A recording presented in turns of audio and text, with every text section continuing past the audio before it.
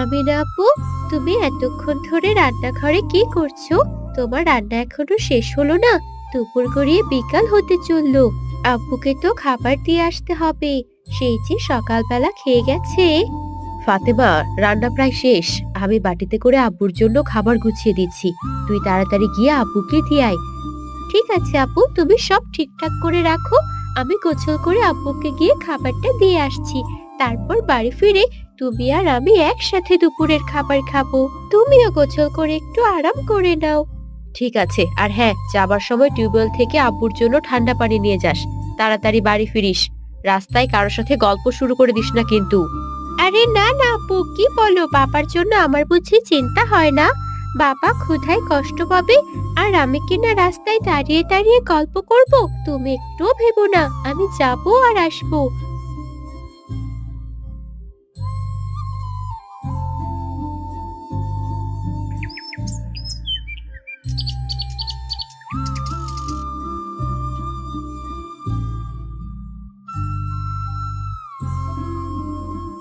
আপু, এই যে এদিকে তাড়াতাড়ি এসো, তোমার জন্য দুপুরের খাবার নিয়ে এসেছি। খাবার নিয়ে আসতে আজকে অনেকটাই দেরি হয়ে গেল। আমিনা আপুর রান্না শেষ করতে আজকে অনেকটাই দেরি হয়ে গেছে। তুমি তাড়াতাড়ি হাত মুখ ধুয়ে খেয়ে নাও। সমস্যা নেই রে মা, একটু আগে আমার কাজ শেষ হয়েছে। আমি তো রহিম চাচার সাথে একটু কথা বলছিলাম। এবার ফসলের অবস্থা ভালো না, আল্লাহ জানে কি হবে। যাই হোক, আমি খেয়ে নিচ্ছি। তুই বাড়ি যা মা, বাড়ি গিয়ে তোরা দু বোন একসাথে খেয়ে নিস। ঠিক আছে আব্বু, আমি এখনই বাড়ি চলে যাচ্ছি। তুমি মাঠের কাজ শেষ করে তাড়াতাড়ি বাড়ি ফিরে এসো। কারো সাথে যেন আড্ডা দিতে বসে যেও না। তুমি বাড়ি আসলে আমরা একসাথে রাতের খাবার খাবো। মা, তুই তাড়াতাড়ি বাড়ি ফিরে যা। তোর বোন তো একা রয়েছে, আমি সন্ধ্যার মধ্যেই ফিরে আসবো।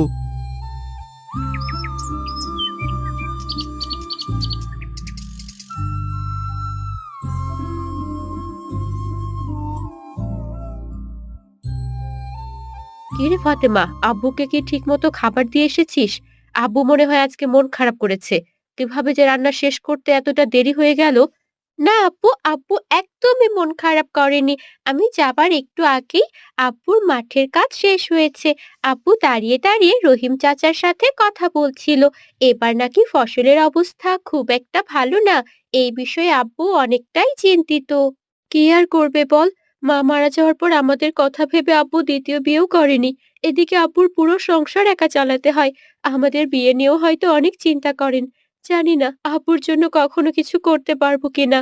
ঠিকই বলেছো আপু, তোমার বিয়ের বয়স হয়ে গেছে। তোমার পরপরই আমার বিয়েও দিতে হবে।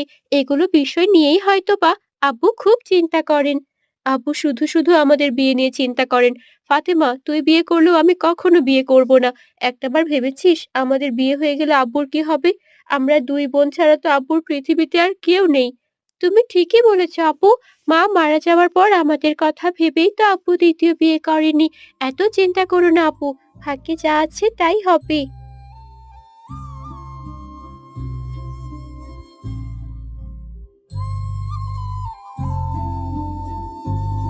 কি ব্যাপার, আমার রাজকন্যা দুজন কোথায়?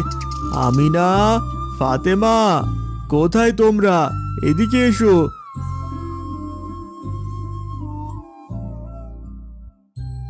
সারাদিন মাঠে থাকি, তোমাদেরকে নিয়ে যে কত চিন্তা হয়। দুটো বোন সারাদিন বাড়িতে একা একা থাকো, যদি কোনো সমস্যা হয় দেখার তো আর কেউ নেই। আমাদের নিয়ে এত চিন্তা করো না আব্বু, আমাদের কিছুই হবে না। তুমি যদি এত চিন্তা করো তোমার শরীর খারাপ হয়ে যাবে। আব্বু, ফাতেমা বলল তোমার নাকি মনটা খারাপ। আমাকে সত্যি করে বলো তো কি হয়েছে? তুমি যখন জিজ্ঞেস করছো, আমি তোমাকে মিথ্যে কথা বলবো না। আমি কিছু বিষয় নিয়ে খুব চিন্তায় আছি মা। তোমার বিয়ের বয়স হয়ে যাচ্ছে, আর এদিকে তোমার মায়ের অসুখের সময় মোড়লের কাছ থেকে বেশ কিছু টাকা ধার নিয়েছিলাম। টাকাগুলো তো পরিশোধ করতে হবে। আপু, আমাদের বিয়ে নিয়ে অযথা চিন্তা করে লাভ নেই। আমরা দুই বোন কোথাও যাচ্ছি না তোমাকে একা রেখে। তুমি ছাড়া আমাদের এই পৃথিবীতে আর কেউ নেই। আমরা ছাড়াও তোমার এই পৃথিবীতে আর কেউ নেই আব্বু। এগুলো কথা বলতেই নেই মা। মেয়ে হয়ে জন্মেছ, পরের ঘরে যেতেই হবে। আর আমার তো বয়স হয়ে গেছে, দুদিন পরেই তো মরে যাব। যাই হোক, খুব খিদে পেয়েছে, চলো খাবারটা শেষ করি।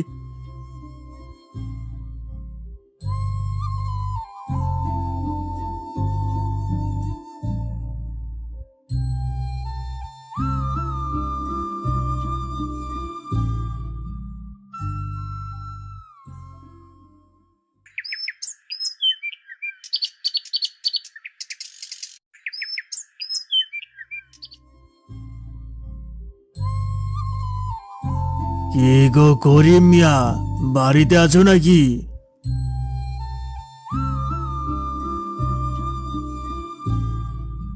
আরে মোড়ল সাহেব দেখি আমার বাড়িতে।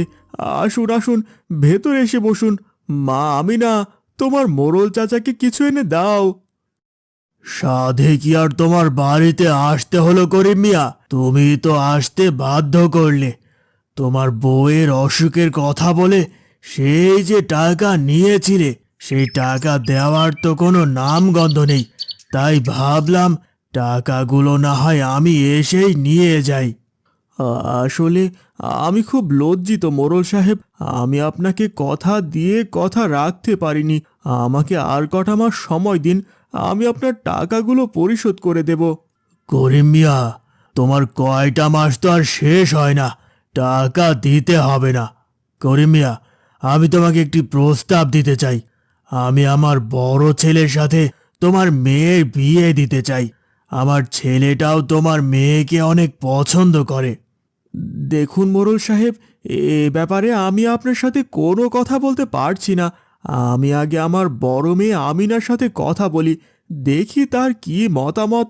আমিনা যদি রাজি থাকে, আমার কোনো সমস্যা নেই। ঠিক আছে, আজ তবে আসি। আমার কথাটা ভেবে দেখো করিম মিয়া, তোমারও টাকাগুলো দেওয়া লাগলো না, আমাদের মধ্যে একটি সম্পর্ক হলো। তোমার মেয়ে আমার বাড়িতে রাজরানী হয়ে থাকবে, তার কোনো কিছুর অভাব হতে দেব না আমরা।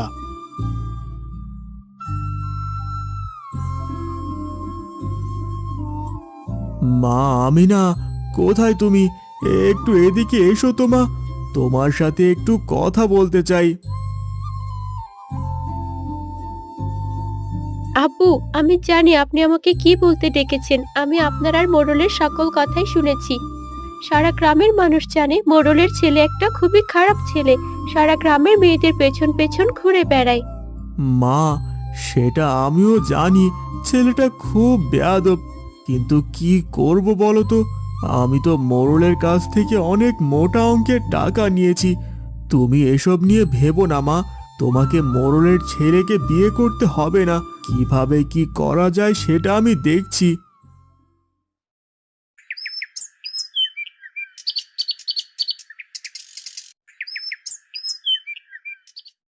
করিম মিয়া, বাড়িতে আছো নাকি?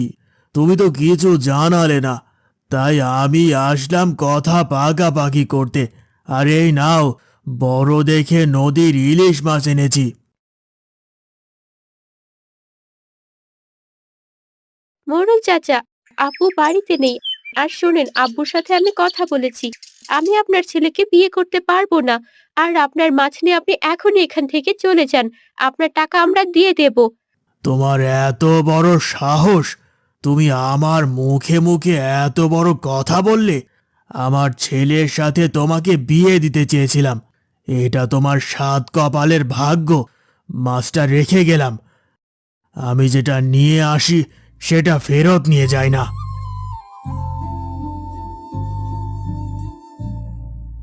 ফাতেমা, এখনই গিয়ে এই মাছটাকে পেছনের জঙ্গলে ফেলে দেয়। কত বড় সাহস, মাছ নিয়ে বিয়ের প্রস্তাব দিতে আসে। বদমাস ছেলে জন্ম দিয়েছে, তাকে নিয়ে আবার বড় বড় কথা। আপু দেখো, মাছটার পেট ভর্তি ডিম।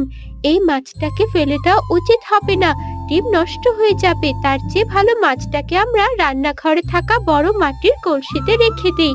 তোর যা ইচ্ছে কর গিয়ে, আমি এই ব্যাপারে তোকে আর কিচ্ছু বলতে চাই না। কলসিতে নাকি মাছ রাখবে, মাছ নাকি সেখানে ডিম ফোটাবে, আর সেখান থেকে নাকি বাচ্চাও হবে। যত সব আজগুবি কথা।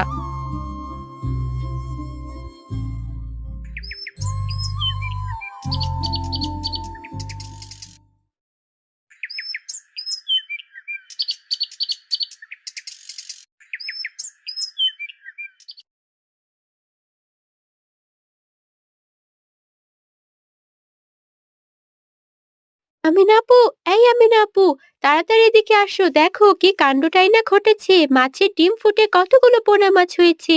আরে বাহ, মাছগুলো দেখতে কি সুন্দর হয়েছে, তাই না রে ফাতেমা? চল, আমরা অন্য কলসিতে পানি ভর্তি করে মাছগুলোকে রেখে দিই। দিব্যি মাছগুলো খুব সুন্দরভাবে বেড়ে উঠবে। ঠিক বলেছো আপু, আমরা তাই করি। চলো, এই মাছগুলো থেকে একদিন অনেক মাছ হবে।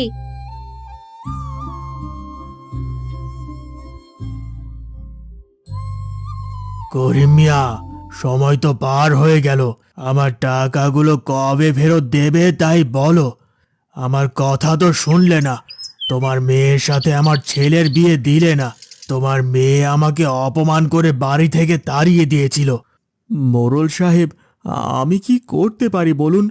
আমার মেয়ে কোনো কিছুতে আপনার ছেলেকে বিয়ে করতে রাজি হয়নি।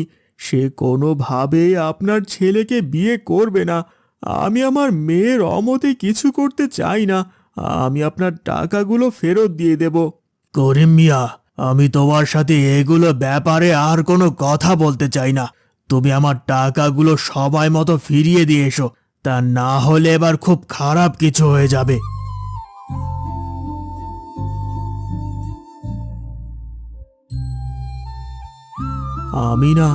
আমি সিদ্ধান্ত নিয়েছি, আমাদের জমির কিছু অংশ বিক্রি করে মোড়লের পাওনা টাকাটা পরিশোধ করে দেব। মোড়ল টাকার জন্য আজকেও মাঠে এসেছিল। ওই জমিটুকু চাষ করেই তো আমাদের সংসার চলে, সেখান থেকে যদি এক অংশ বিক্রি করে দেন তাহলে কিভাবে হবে? আমিনা আপু, আমার কাছে একটা বুদ্ধি আছে। রান্নাঘরে আমরা যে ইলিশ মাছগুলো চাষ করেছি, আমরা সেগুলো বাজারে বিক্রি করে দেই। ইলিশ মাছের যা দাম, আর কিছু টাকা মিলে মোড়লের টাকাটাও শোধ হয়ে যাবে। ফাতেমা মা, তুমি এসব কি বলছো? আমি কিছুই বুঝতে পারছি না। আপু, আপনাকে এত কিছু বুঝতে হবে না। পরে আমি আর আপু আপনাকে সবকিছু বুঝিয়ে বলবো। আপনি আগামীকাল বাজারে গিয়ে মাছগুলো বিক্রি করে আসবেন। তোমাদের কোনো কথা আগে শুনছি না। তোমরা দু বোন আমাকে আগে বলো, ইলিশ মাছ কোথা থেকে আসলো? আর তোমরা রান্নাঘরে কিভাবে ইলিশ মাছ চাষ করলে? আপু, আপনার হয়তো মনে নেই, মহাজন আমাদের বাড়িতে বিয়ের প্রস্তাব নিয়ে এসেছিল। সেদিন সে মস্ত বড় একটা ইলিশ মাছ এনেছিল, যার পেটে ডিম ছিল। আমরা সেই মাছটাকে আমাদের রান্নাঘরে থাকা বড় মাটির কলসিতে পানি ভর্তি করে রেখে দিয়েছিলাম। আর সেখান থেকে মাছের ডিমগুলো ফুটে অনেকগুলো পোনা মাছ হয়। আর সেগুলো এখন অনেক বড় হয়ে গেছে। ও আচ্ছা, অবশেষে তাহলে বুঝতে পারলাম তোমাদের রান্নাঘরের ইলিশ মাছের রহস্য। করিম বাজারে গিয়ে মাছগুলো বিক্রি করে এবং মোড়লের টাকাগুলো পরিশোধ করে দেয়।